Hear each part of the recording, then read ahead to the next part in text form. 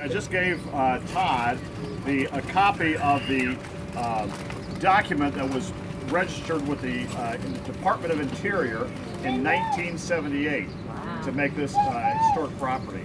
And so if you haven't read it, I would encourage you to. It would make you feel even better about your church and your church family. But it is my pleasure to be here on this beautiful day.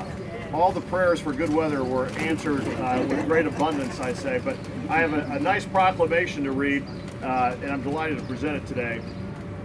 It says, whereas on June 13th, 1865, Liberty Baptist Church, whose name is a synonym for the status of free blacks who settled into the area that came to be called Baptistown, was organized as Evansville's first African-American Baptist church in a little brick building on Chestnut and Canal Street, with its first pastor, Colonel Wood, a white man devoted to the welfare of former slaves. And whereas that fall the congregation built a sanctuary on 2 lots, purchased at Oak Street and the former 7th Street, now Martin Luther King Jr. Boulevard, and in 1866, Elder Green McFarland, who had become a slave in 1835 in Owensboro and came to Evansville during the Civil War, was named Liberty's first elected pastor.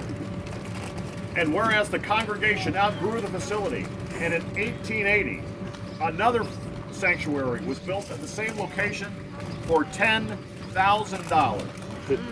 Then shortly after the debt had been paid in 1886, a cyclone hit the city that spring and destroyed the church, leaving only the bell tower standing.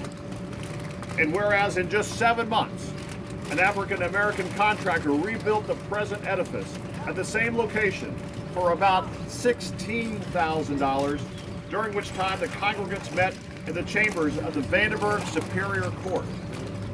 And whereas Pastor McFarland served as pastor for 16 years until his death in 1882, instituting self-help programs and organizing other black missionary churches in Evansville and across southern Indiana. And during its 150 years, Liberty has been led by 8 elected pastors and has grown from 100 members in 1886 to more than 400 today. And whereas Liberty Baptist Church had a dream in the 1960s to develop low and moderate income housing, in 1972, Liberty Baptist Housing Corporation was established, and it celebrated the full occupancy of Liberty Terrace Apartments in 1980.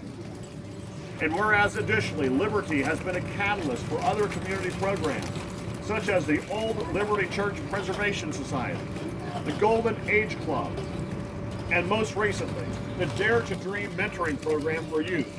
Plus, it was a hub for religious, cultural, and political affairs, and provided daycare services and recreational activities.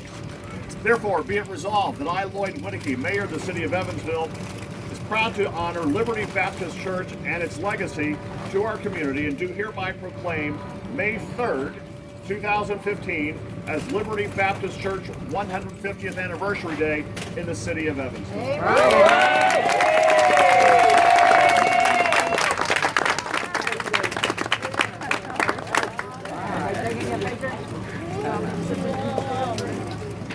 That's a lot of whereases. Yeah. Good thing I guess we try to cover in one page. That's a good thing I read it beforehand. Can we get a picture of How you doing?